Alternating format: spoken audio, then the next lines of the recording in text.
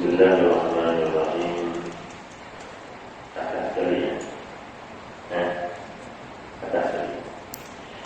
Sufyan menceritakan, Sufyan ini Sufyan As-Sauri, bahwa ada seorang daripada ahli kitab pernah memberitahu kami bahwa dakwah itu adalah malaikat yang bertugas menjaga roh-roh orang kafir. Jadi kita sebut ahli kitab ini ialah ulama-ulama atau pengadil di zaman Nabi Musa alaihissalam.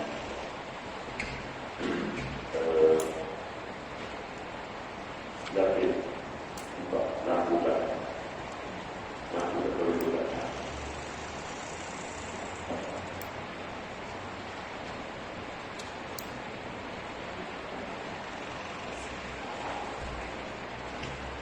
Jadi dia kata ahli kitab ini maknanya tercatat dalam kitab Taurat.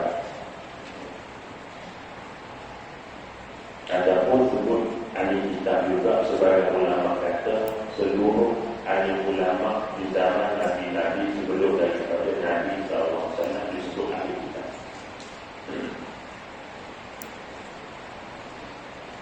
Bila kata Sufyan kata begini, bermakna ia tercatat dalam kitab-kitab yang sebelum daripada Quran.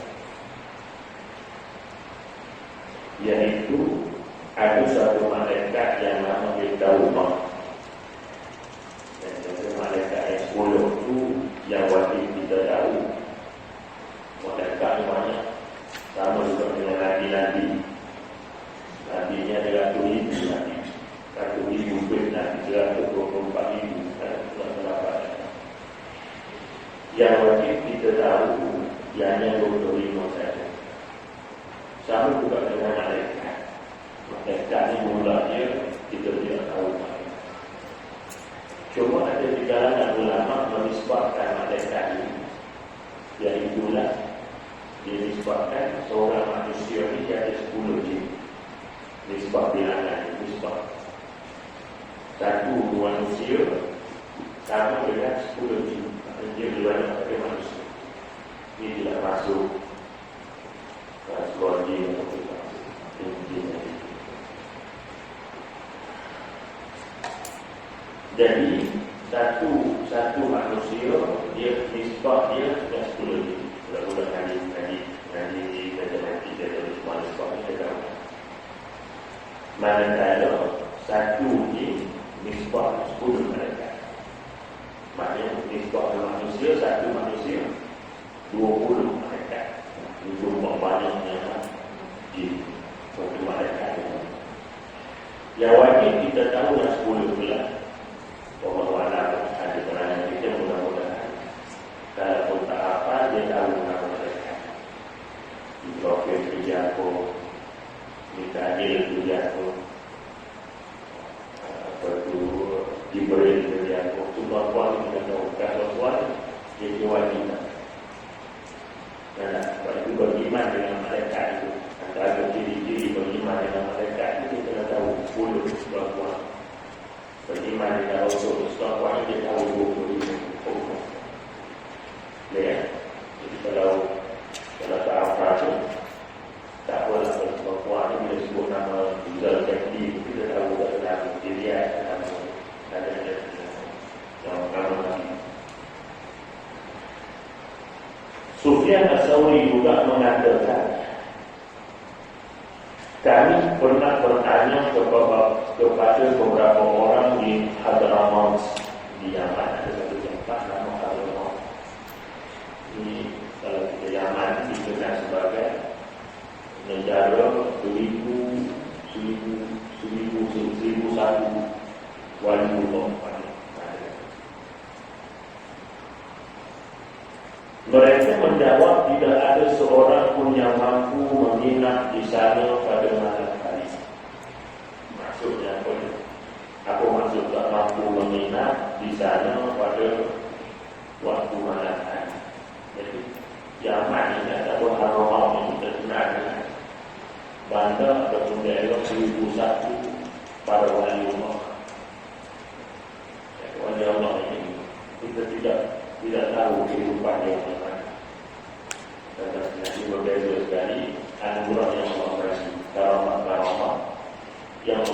lagi pada wali-wali Allah. Yang kadang-kadang bersedia, ya, dia boleh kata bersemayam di Masjidil Haram. Kadang-kadang sebut sih, tapi Allah bagi kelebihan untuk sampai bersemayam itu bukan dalam mimpi. Dalam mimpi semua orang boleh yang tak semayam, mimpi semayam. Tapi bila cukup wali Allah, dia boleh pergi semayam mana-mana. Ya, dan ada orang tengok dia ada sini duduk kejap tak ada, pokoknya dia kan duduk di rumah. Iman tak baru balik semayam sampai dia harap. Ini kelebihan. Jadi mereka boleh jadi muncul. Di dalam kitab Al-Qubur susunan Ibnu Abi Dunia menuturkan riwayat daripada Amr bin Ibnu Sulaiman bahawa ada seorang Yahudi yang meninggal dunia sementara dia mempunyai kiriman untuk orang Islam, padahal dia sendiri mempunyai anak yang Muslim. Anaknya itu tidak mengetahui di mana kiriman itu berada. Dia segera mendatangi Syuaib al-Jibali. Syuaib mengatakan, datanglah ke lembah Beraus. Di sana ada mata air yang dekat. Jika engkau datang pada hari Sabtu, berjalanlah di atasnya sehingga engkau sampai di mata air yang ada di sana, lalu panggillah ayah. Nescaya dia akan menjawabmu, kemudian tanyakan apa yang engkau ketahui. Jadi ada seorang Yahudi ini mati, sedangkan dia ada wasiat, ada barang yang nak dikirim kepada seseorang Muslim. Jadi biasalah tuan-tuan, kadang-kadang dalam orang biasa pun berlaku juga kadang-kadang kan. Ya, contohnya ialah ada orang yang pernah cerita dengan saya dari mimpi. Dia mimpi didatangi oleh ayah dia dalam mimpi, ayah rumah tu tak apa ingat. Lalu dia tak boleh jumpa dengan orang-orang ini. Dia lebih kurang cerita macam 3 Abdul juga datang dalam mimpi Abdul Wahid supaya berjumpa dengan seorang lawyer bernama Sulaiman Akhlaqul. Kenapa ini jadi juga dengan tunggang musik sikit. Jadi dia ni, dia tidak saya itu dan dulu dia kata ayah di dalam mimpi itu suruh dia pergi jumpa itu bukan orang wali, itu orang biasa rasanya. Wallahualam, wali kita tak tahu tak. Nabi sebut Allah sembunyikan 5 perkara di atas 5 perkara. Di antaranya Allah Ta'ala menyembunyikan wali dia. Allah tak memang satu wali. Tanda-tanda Allah tak tahu satu wali. Kadang dia bukan kadang-kadang dia bukan orang pakai rumah, dia bukan orang pakai sokok. Ini ada Allah Subhanahu wa Ta'ala. Jadi dia kata ayat dia pesan supaya dia jumpa dengan orang ini, tanya sesuatu. Kalau orang tanya kenapa dalam mimpi tak boleh tahu tadi, tak jumpa. Jadi itu ilmu Allah Ta'ala. Kalau ada yang mimpi, kalau kita kata kata dia, tadi kita jumpa orang itu orang itu ayat aku pesan. Jadi ada pesanan hukum yang ayat ini tak sempat beritahu tentang tanggungan kita. Ini sana Allah ayat ini boleh datang dalam mimpi anak itu beritahu ada bahawa jumpa orang ini tanya tentang hutang, dah bayar dulu. Akhirnya jadi dia kata belum dia kan tak betul, tak salah dijumpa tu nak tuan-tuan. Yang ternyata orang itu kata lepas itu kita tanya lagi, orang kata memang ayat dulu pernah minta dia tapi masih tak mau halang. Jadi bermakna nak cerita ada benda-benda yang semua ini dah pula wali Allah. Ini kan kita wali akhir fokus ya, cerita. Jadi dia ada bahagian tak tahu di mana. Maka tuan-tuan, apa kita cari? Kau jumpa ayat kau. Jumpa ayat kau tadi. Dan kita tuan-tuan kebetulan minggu lepas. Saya berjumpa dengan seorang manusia. Dia bercerita tentang ada satu wali Allah dalam kelimpahan kita sebut yang berada. Dia wali Allah dah semua orang tahu, dan saya sebut pun tak tahu dengan dia. Dia tidak akan menjadi benda-benda benda-benda macam ni. Saya ada kelamatan cerita pada awal-awal, akhirnya kita yang keluar dia. Jadi pada akhirnya benar tak ada. Jadi kita keturunan dia ni nak cari di mana tapak asal masjid yang dibina oleh wali. Dan kalau berubah, ada kata tak sini tak betul, tak sini tak betul.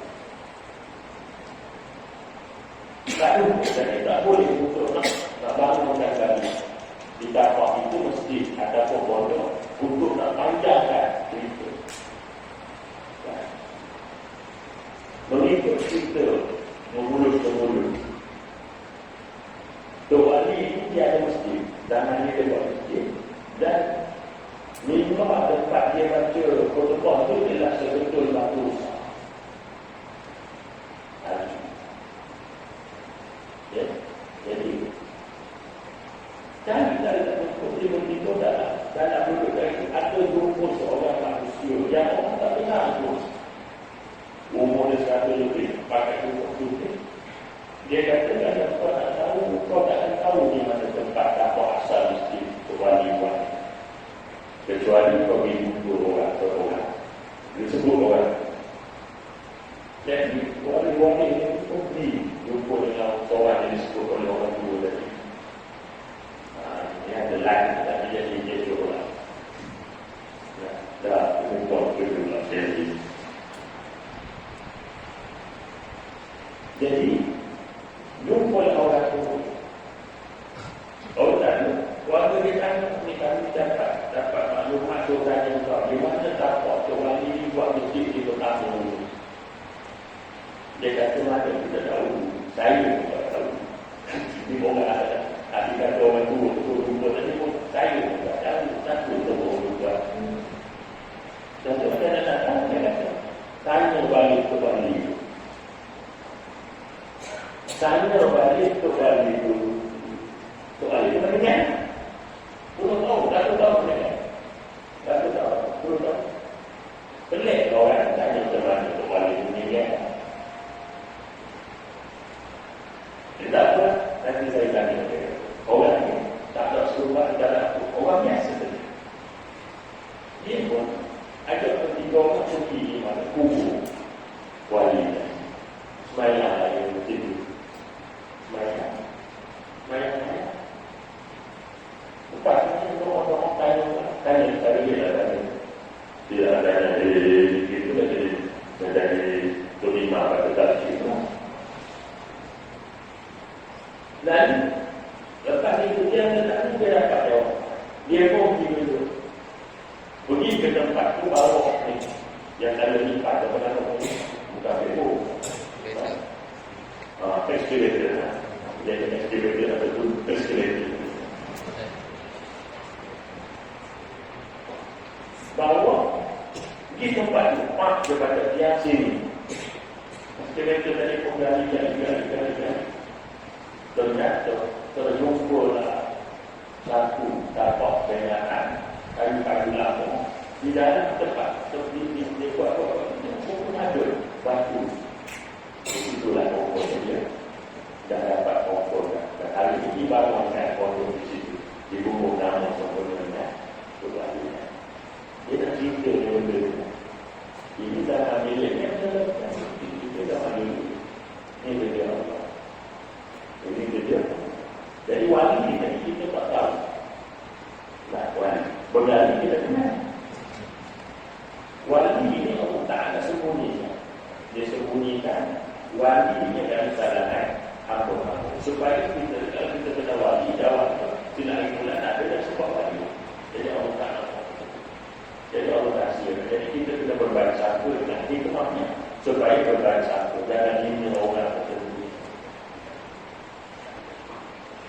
selain daripada Allah menyembunyikan keberkatan pada makanan. Jadi kita makan nasi, kita makan apa, makan apa?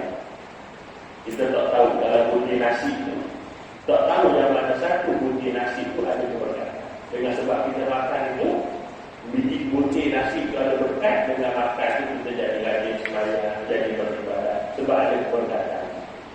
Tapi kita tak boleh jari, kita pinggan, kita tak cuci, makan kita buang nasi sebagai ada. Maka akhirnya kita basuh. Bila kita basuh, ayam makan, baru ayam bangun awal berumah. Kucing makan kepala ikan ataupun apa tu makan balik ataupun balik daging ikan yang masih ada tu kita dibuat kucing makan. Pagi lagi kucing datang kat koridor kucing. Kita tak sampai sampai sebab kita buat keberkatan yang ada pada makanan itu. Jadi makan tu dia rusik. Dia rusik tentang sebenarnya apa rusik. Sama dilihat. Sebab Nabi tahu, Nabi sebut nama dah. Padahal ada berdarah. Nabi dia tidak makan nasi, Nabi dia makan kurma, dia makan roti. Dia makan roti nak kurma di mana ada letak? Sini tak. Tapi macam mana dia suruh dia jalan? Betul. Sebab dia akan tahu ada orang yang akan makan nasi, yang akan melekat berat ini. Jadi dia nak tahu dua daripada benda yang Allah sembunyikan. Kita tadi kan.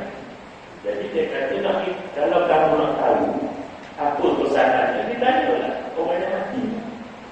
Jadi bila saya tak kaitkan dengan cerita tu, tuan-tuan ada benda di bawah ni. Dia sebahagian mereka tak duduk cerita-cerita ni. Dia cerita mengarut tak macam-macam. Ya, ada semua-semua faham. Kita ni yang tak terima benda-benda yang tak tahu. Kalau kita wali-wali ni pun tak tahu mana ada benda. Kita jangan cerita apa. Benda tu ada oleh Allah.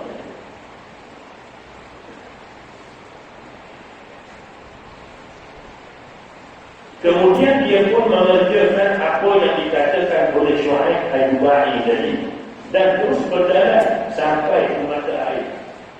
Lalu memanggil ayahnya 2 atau 3 kali sehingga ayahnya menjawab, ayah tak jalan. Kata kita tu lagi tadi. Orang yang diisyaratkan supaya lupa dan kita tak pun tahu tempat aku umur ada orang tu lah 50-60 sedangkan Tok Wali ni meninggal aku tahu tak mana nak lupa lagi kecuali kita tanya tuan tak kamu kalau kita lepas mata air kau tanya kepada ayah kau yang kita bumikan di situ Allah maknanya ini benda-benda macam ni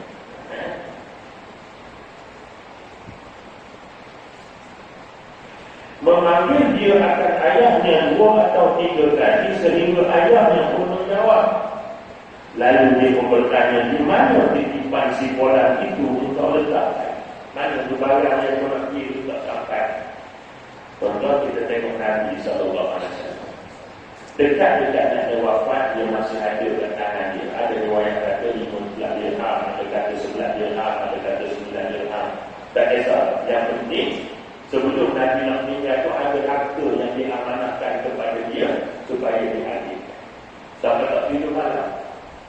Sampai tak tidur malam. Bagaimana pun dah. Barang tu orang bagi tak dia, suruh bagi kepada orang lain. Tak tidur malam. Kita jual tanah 10 hektar ribu. Boleh tidur malam. Tak nak tahu mandi lagi.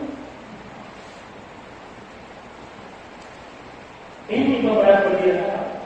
Bukan dirham, tapi dirham. Tahu dirham? Tahu? Bukan dirham. Dirham, wang perak. Tak ada nilai dekat situ. Dirham tu banyak. Lalu dia tak tidur mana. Sejaga sekarang. Benda ini besar Indonesia dengan Ali. Lalu Ali pun ada tu lah. Dia kata, ketika nanti tidak boleh contohnya. Nah, limpah dengan yang pokoknya dia kata Ali, aku masih ada lagi. Masih ada. Dia bagi ke Ali, dia suruh Ali. Esok dia tanya Ali, kau dah Ali lah? Belum, tak sempat. Benar? Maka kata dia nanti.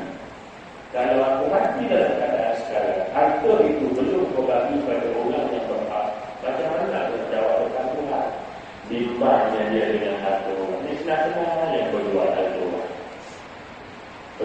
aku lagi. Tidak tangan dia bewak kepada rasa aku besar. Tak aku. Jadi betah-betah baru dia baru kan. Allah tuan-tuan, harta yang dimiliki oleh Datuk oleh 9,3 juta manusia.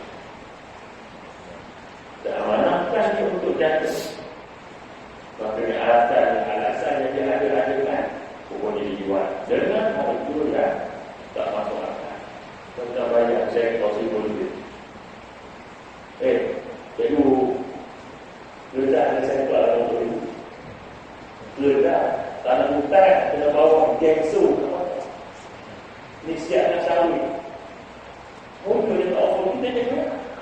Tidak kontak tak beli. Sektor 1,000 lebih, dia nak sawit. Sektor 1 ekor boleh berapa sawit? 60, tak boleh. Asal tak boleh, tak boleh kan? Dia tengok tanah balik boleh nak bayar. Beli 1,000 lebih. Allah. Boleh tak mampu kerja. Mampu beli juga tak. Tak ada boleh beli tak kat sini pun. Jadi tidak ada rasa masuknya.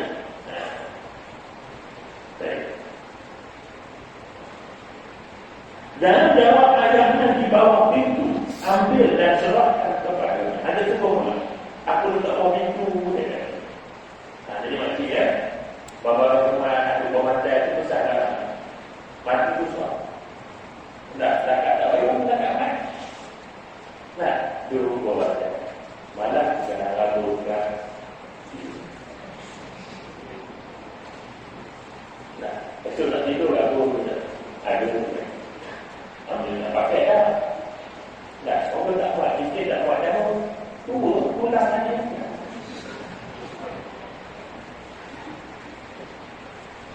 Ayo datang. Ayo. Jadi, semua. Selanjutnya Ibn Qayyim Al-Jauziyah mengatakan bahawa salah satu pendapat dari pendapat yang ada tidak dapat diputus benar atau salah. Akan tetapi, dia kata kita tak tahu betul tidak. Tapi dia kata, yang benar adalah roh-roh itu saling berbeza antara satu dengan lain di tempat persemayanya menjadi anak bapa. Itu yang pasti. Takkan sama. Walaupun tanah kubur sama, semua tanah di tempat sekolah pengsaan itu sama je, pintu pagar sama, yang lahat sama. Apa tu dapur-dapur tu sama, apa tu itu. Dia nak ada tentu ni. Dapur. Apa pula? Tetapi di dalam itu berbeza-beza. Di dalam itu berbeza-beza. Sebab itu dalam satu hadis Nabi sebut kamu tengok dalam kubur sama je dekat. Tapi di bawah itu berbeza-beza. Ada yang sedang duduk dalam api, ada yang sedang dibeli oleh ular, ada yang macam dihimpit oleh bubur, macam-macam berbeza. Jadi itu keadaan yang kita dapat. Kita tengok bubur itu sama je, kan? Tapi di dalam itu berbeza. Namun tidak ada tentangan di antara dalil-dalil yang ada kerana masing-masing roh itu ditempatkan sesuai dengan tingkat kesejahteraan dan kesesatan sesuai dengan amalan dia. Dengan amalan. Sebab itu banyak hati-hati kita lepas sembahyang Pak Maghrib lepas subuh tu. Jangan tak baca la ilaha illallah wahdahu la syarika lah sampai habis. Lepas subuh. Sebab apa? Kita jangan baca lepas subuh. Kata la ilaha illallah itu. Kalau mati waktu siang, insya-Allah mati kita itu di dalam boleh memutar jalan. Jadi maghrib bila kita baca la ilaha illallah 10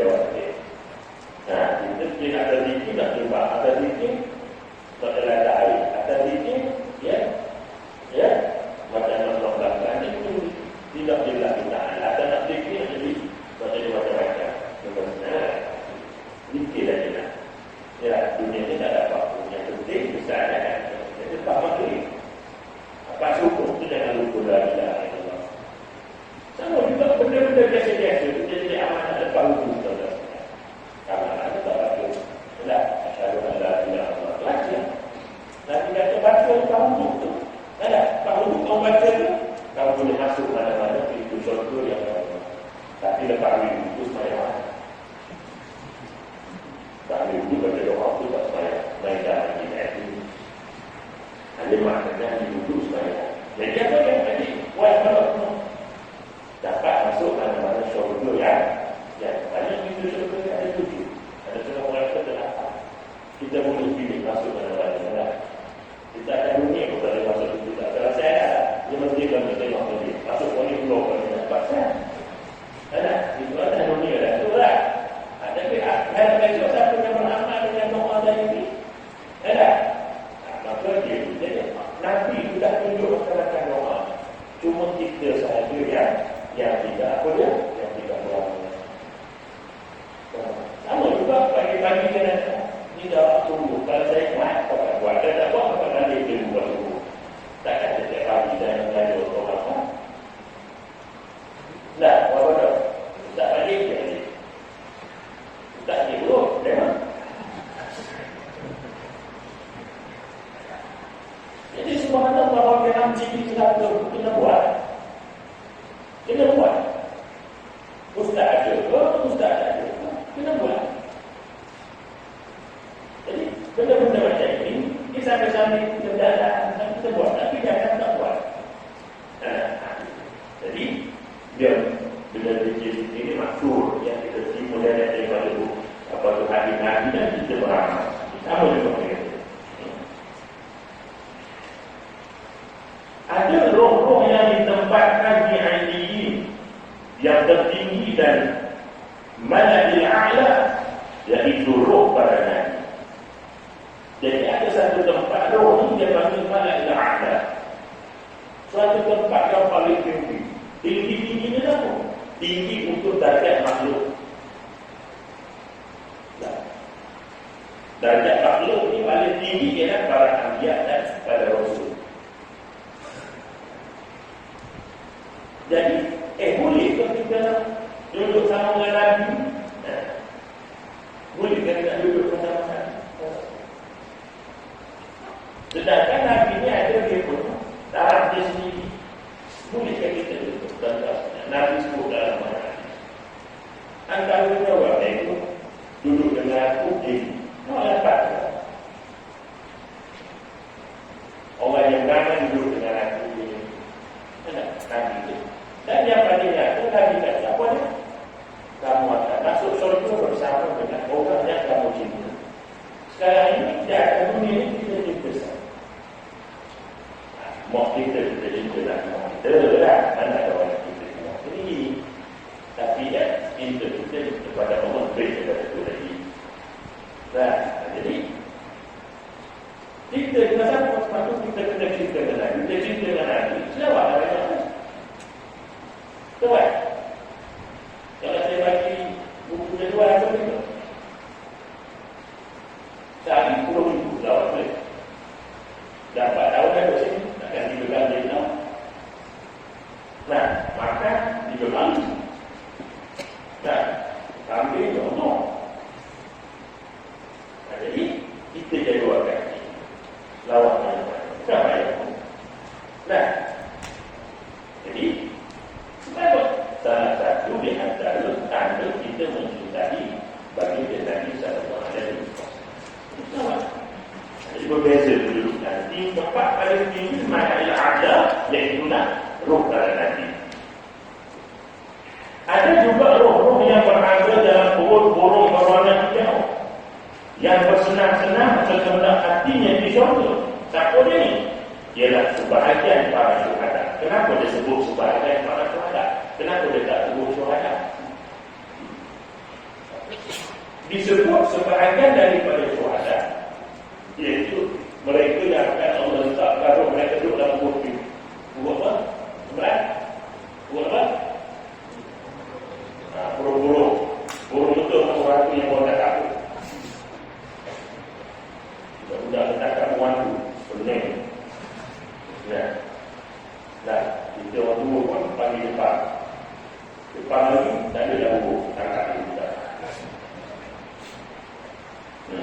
Susah ni, dia dah beribu dan buat bayar. Ada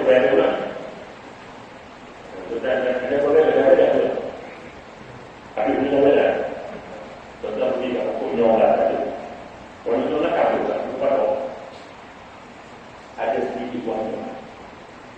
Bawah ini ada ni jadi bayar saya nak hubung dengan nak ambil tu nak buat dalam kotak cermin.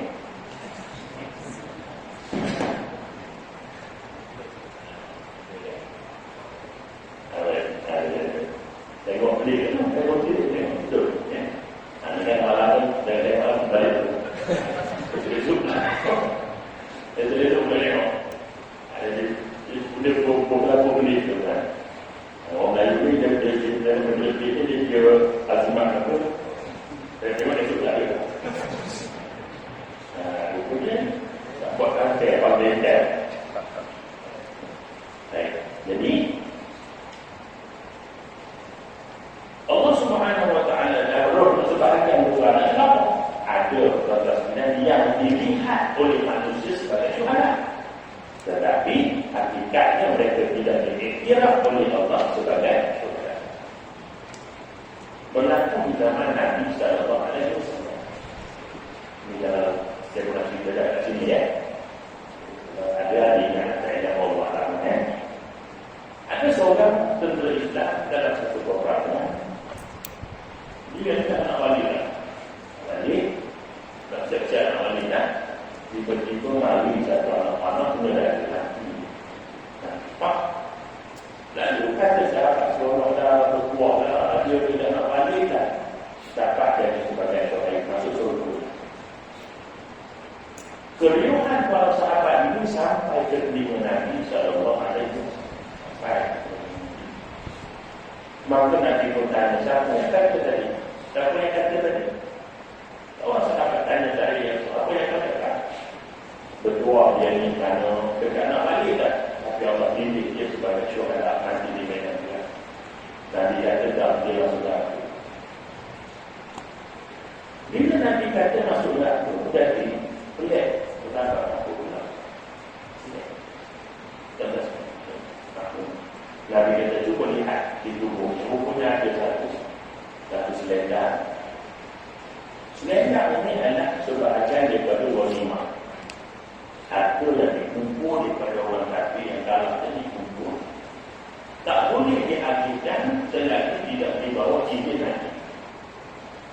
Tapi sahabatnya ambil. Sahabatnya ambil sok pakai. Tanpa kebenaran dari Nabi Sallallahu Alaihi Wasallam. Maknanya dia ambil harta ghanimah. Harta ataupun harta dikumpul pegang tadi ini ambil tanpa keizinan Nabi. Jadi bila dia mati bersama dia ada benda tak mahal pun selendang. Selendang dia tidak pokoknya dia tidak ni lepas. Tapi kalau kau ambilkan hak kau, maka mati dalam keadaan sedang menggunakan hak orang lain. Tuan-tuan bayangkan, kalau syuhada pun Nabi kata masuk neraka, yang tersedak ni. Yang tersedak kan? Dipakai benda orang tanpa izin, yang tersedak. Syuhada pun Nabi tak iktiraf. Nabi kata masuk neraka. Bayangkan kita. Jadi, sebab itu, benda-benda macam ini, kita tinggal ambil juga. Nah, itu baru selendang, kita bayangkan 20 tahun. Datang sawit orang. Kedua ikut dagang. Aku nak jawab depan Tuhan. Dalam kalimah dia nak jawab depan Tuhan. Depan mereka bukan lagi nak jawab tu sebenarnya. Ya.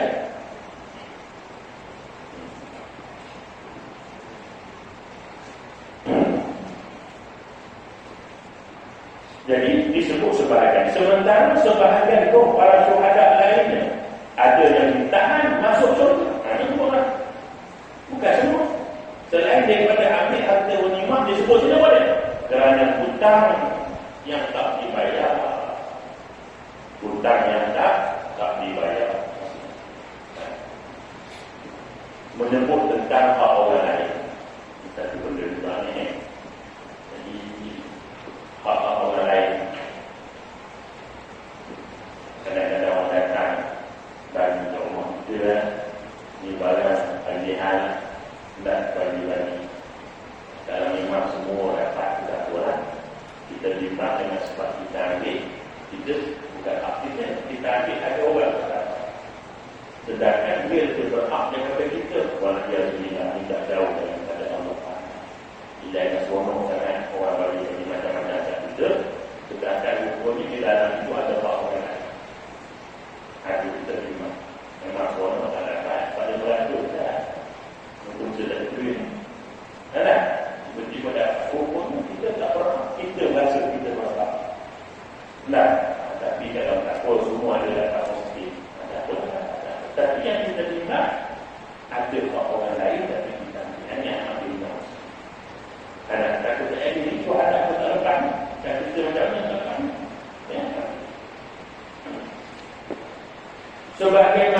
diriwayatkan oleh dari Muhammad bin Abdullah bin Jahsy, disebutkan bahawa ada seorang yang mendatangi Rasul sallallahu alaihi wasallam dan bertanya, "Ya Rasulullah, apa yang aku dapat jika aku terbunuh dalam perang fisabilillah?" Seorang sahabat datang, dia kata, "Ya Rasulullah, kalau aku pergi perang, aku dapat apa? Kalau aku pergi perang, aku dapat apa?"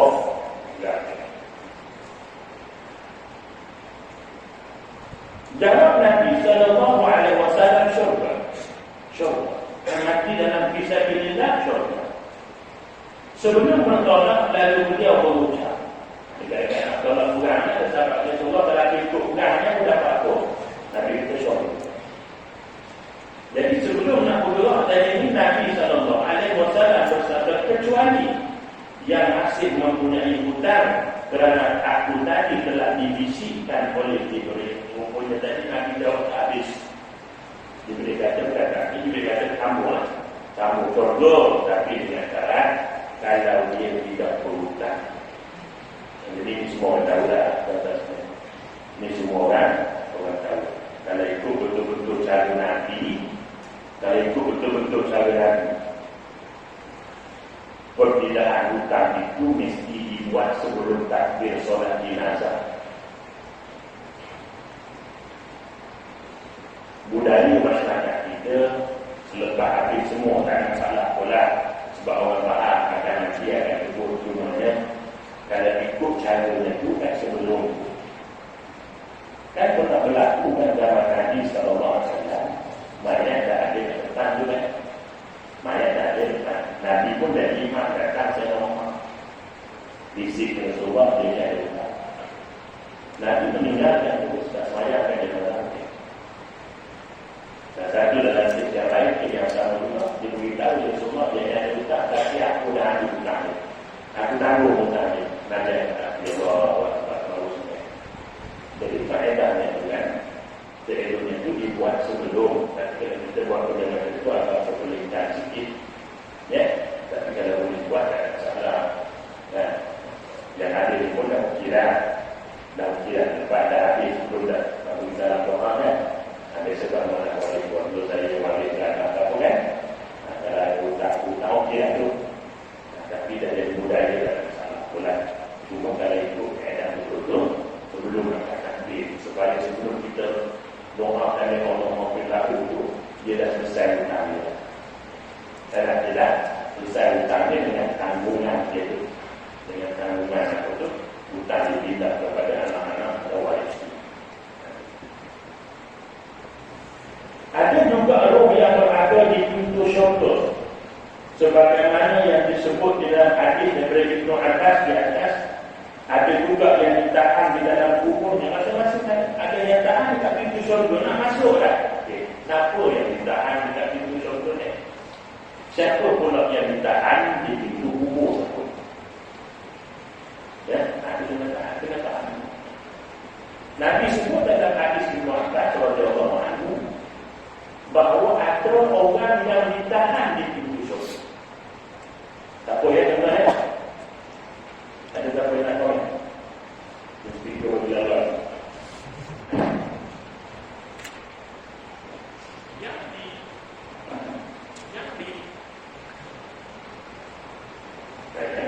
Yang disesitkan macam ibu tadi.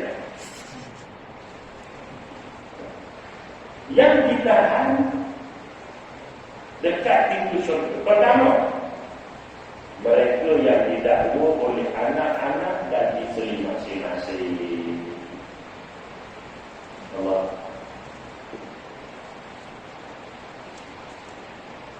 Suami wajib sembahyang, ada masjid dekat sembahyang. Bini tak sembahyang, bini tak tutup aurat. Dan dia tak tidur. Bini kan, ya Allah, ini suami aku. Takkan dia masuk dalam suara-suara aku bini dia buat dia. Nampak? Ya, anak-anak juga, saya anak-anak dia dia semayang dia baca Quran rajin, tapi dia tak pernah ngajak saya semayang. Dia tak pernah malah apa tu, tak pernah malah apa lagi saya tak semayang. Saya pun tak doa orang. Dia tak malah. Dia tolong pula beli sekolah. Dia pula tolong beli. Ini mereka yang diletakkan dia pun di pintu syurga. Ya, ataupun kita ya, betul ya. Nanti kita datang kelas ni bagus kan. Tapi balik ni kita kena juga nak win kita. Bukan dalam kita dah. Kita tak mau lah. Tu.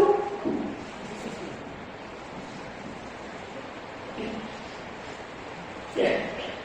Tak nyamuk. Banyak dana dia nyamuk. Kunci mulut kerja. Pakai dana bokok hati itu. Dari mana? Ya? Alhamdulillah. Dalam sebetulnya alhamdulillah. Masya Allah. Dua sebenarnya alhamdulillah. Bukan belajar kecil pun sama. Mudah-mudahan Allah mudah ada kesekian. Kau sekian ini. Sudah ada orang. Jadi dia contoh sekian.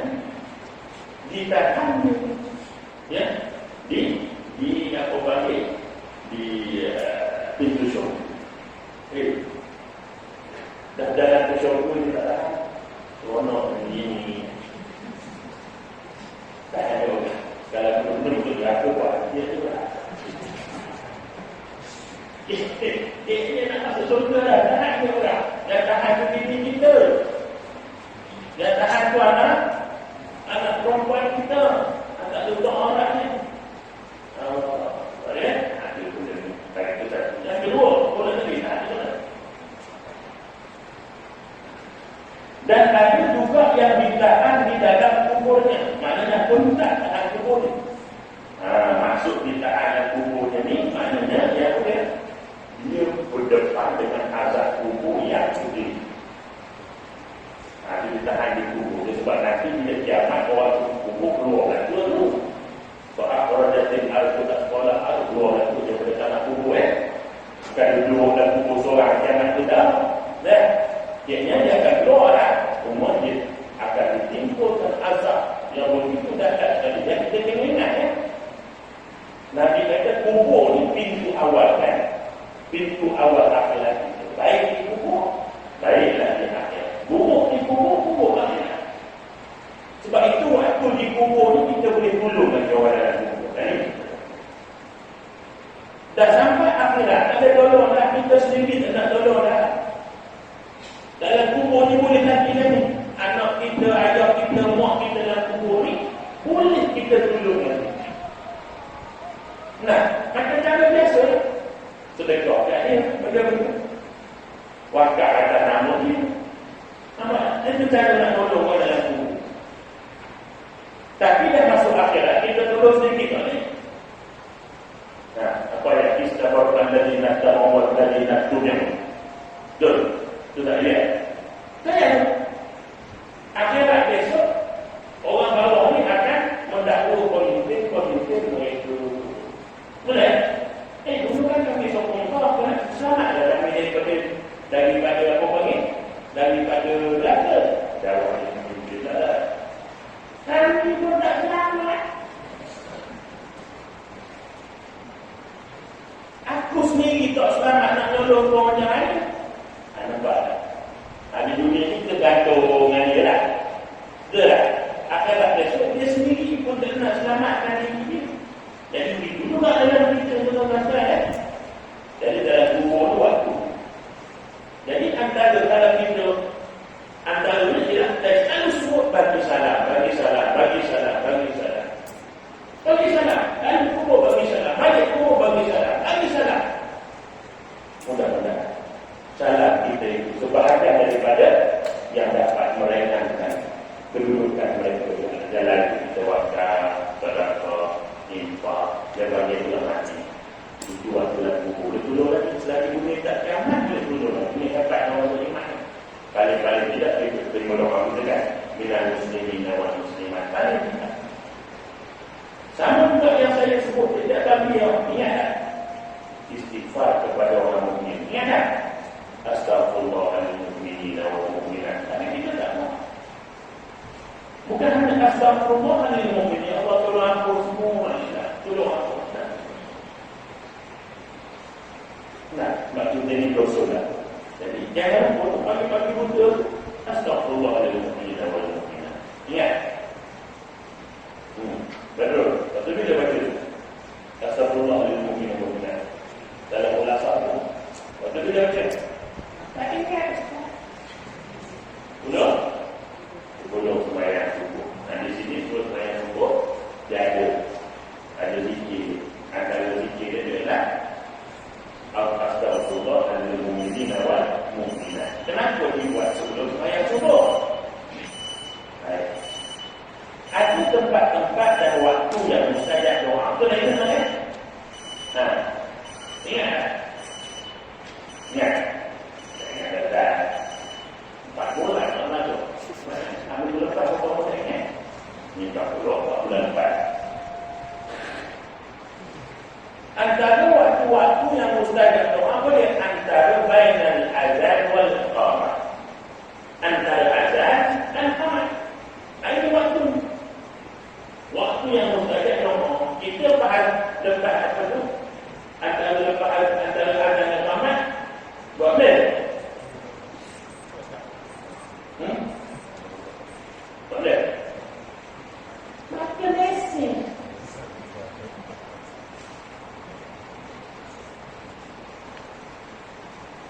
Ada kita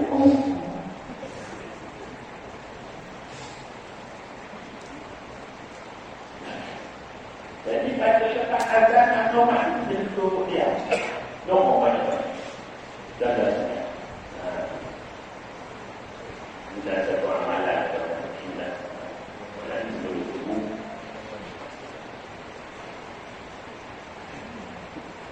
Jadi dia kata, kamu lepas mana? Kata dia.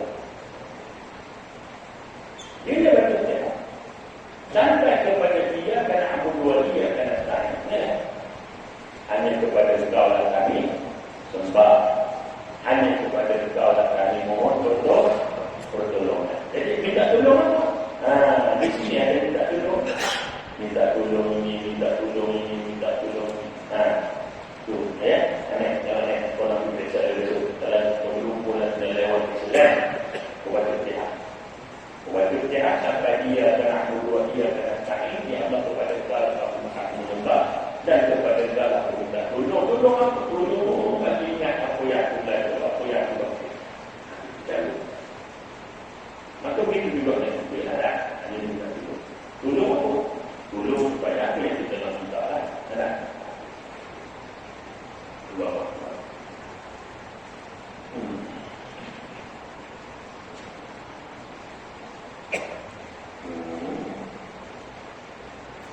Sebagaimana yang diterangkan dalam hadis di atas mengenai roh golongan kiri yang dikobarkan api di atas dirinya dalam kubur. Kita sebut apa mana?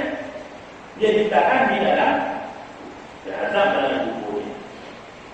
Selain itu ada juga roh yang ditahan di bumi yang tidak pernah dapat naik lagi ke langit. Ada pula tuan. Roh yang ditahan antara langit dan bumi. Roh tak sampai ke langit. Baik. Jadi satu doa tak sampai ke langit. Doa yang tak dibaca kepadanya selawat pada Nabi, maka dia tak sampai. Tak sampai ke langit. Dia duduk dalam sebab dalam doa wa iman di awal, wa iman di ujung kena ada salawat kepada Nabi sallallahu alaihi wasallam. Ini ada amalan yang tak sampai ke langit. Antaranya hutang. Roh kita tak sampai ke langit. Hutang tahan. Macam ni.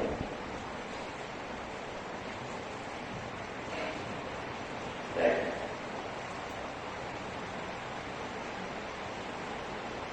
Sesungguhnya roh-roh yang ada di bumi paling bawah tidak akan pernah berkumpul dalam satu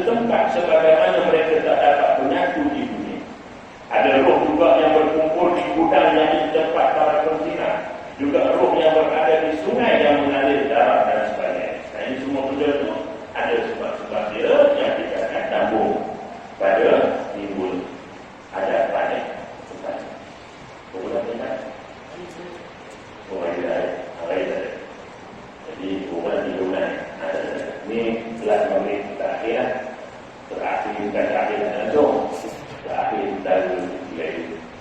Nah, insyaAllah kalau terakhir akun arahan terbaru. Nah, sebab itu di dalamnya akan